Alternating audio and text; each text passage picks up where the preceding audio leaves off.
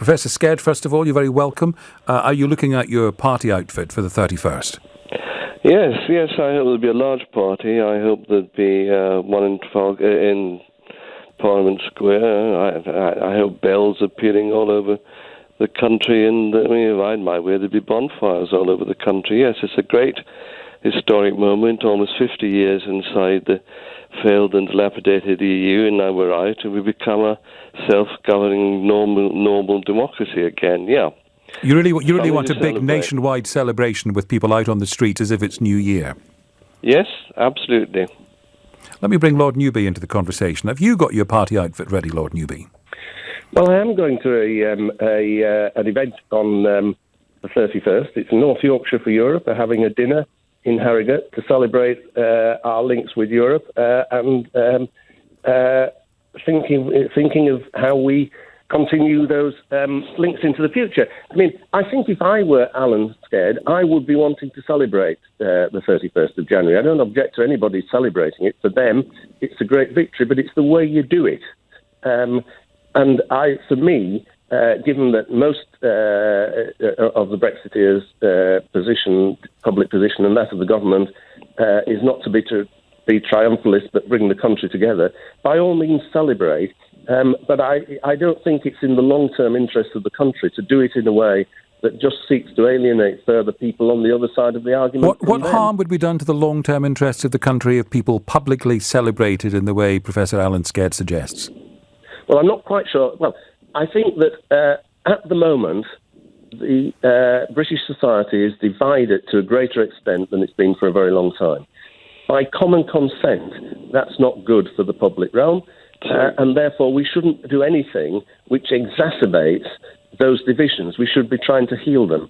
And rubbing the nose in people who wanted to remain in the EU but have failed, I think exacerbates those divisions rather than starts to heal them. And I think, as I say, by all means celebrate, but don't do it in a way which just makes people on the other side of the argument frustrated and angry. Because if the countries to be successful, we undoubtedly are going to have to work together to a greater extent in the future than we've been able to do in the past. Alan Sked, what do you say? Well, that's a lot of hypocritical rubbish. I mean, this is the leader in the House of Lords of an undemocratic party, an illiberal party, which wanted to overthrow the democratic majority in the country by revoking Article 50. And if that wasn't rubbing people's noses into division, I don't know what was. This man wouldn't know democracy if it came up and bit him. The fact is that at the last election, which was fought to get Brexit done, the government was returned with a huge, overwhelming mandate, and his party was practically vaporised. It went down to 11 MPs, and its leader, who had proposed this ridiculously anti-democratic policy, which he still supports, lost her seat in Parliament. If it hadn't been for the Brexit Party, Boris would have a majority of over 100. So it's not that the country is now tightly divided. The fact is that the Remain voters more or less collapsed, and that people now really want to see this done.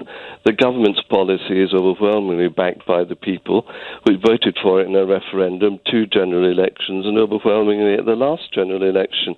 The people want to be a normal self-governing democracy again. They've achieved that. It's going to happen, and the Lib Dems will be reduced to impotence, which they are already. And leaving aside your observations, if I may, no doubt dressed in black, if I may, European Professor, flags this is all very good. I do want to ask you a question, if I may. Celebrate. Forgive me for trying to interrupt. Leaving aside your observations on the Lib Dems, and I'll have Lord Newby come back in a moment, what about his broader point that if you're going to bring people together, leave the Lib Dems to one side, you'll appreciate that there are people who don't like this, who are frustrated and angry.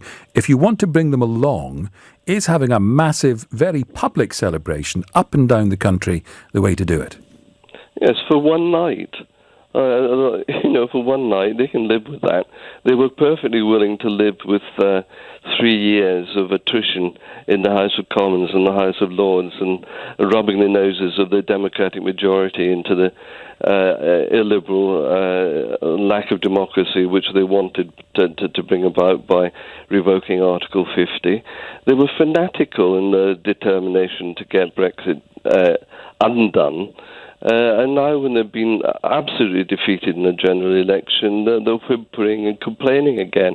Now, they must accept that they've lost, and for one night, only one night, they must accept that the overwhelming Democratic majority, as a result of the last election, should be allowed to celebrate British independence. Lord Newby, any thoughts?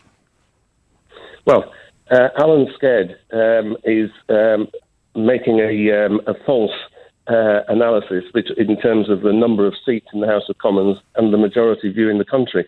Every opinion poll in the last 2 years, including opinion polls since the general election, have shown that the majority of people, over 50%, if there had been a referendum, would vote to remain in the EU. So it's complete nonsense to suggest that there's an overwhelming majority to leave. There is a small majority to remain. The Lib Dems did badly in the election, but how extraordinary. We put on well over 1 million votes and lost a seat. The Tories put on 300,000 votes and picked up 47 seats. The truth is we don't have a democracy in Britain. We have a rotten system which has produced a perverse result and has given the impression that there's a big popular groundswell in favour of leaving the EU when the opposite's the case, and when many, many, many people, as I know from talking to them on the doorstep, voted in the general election because they were scared stiff of a Corbyn government, and that trumped their view about whether we should stay in the EU or not.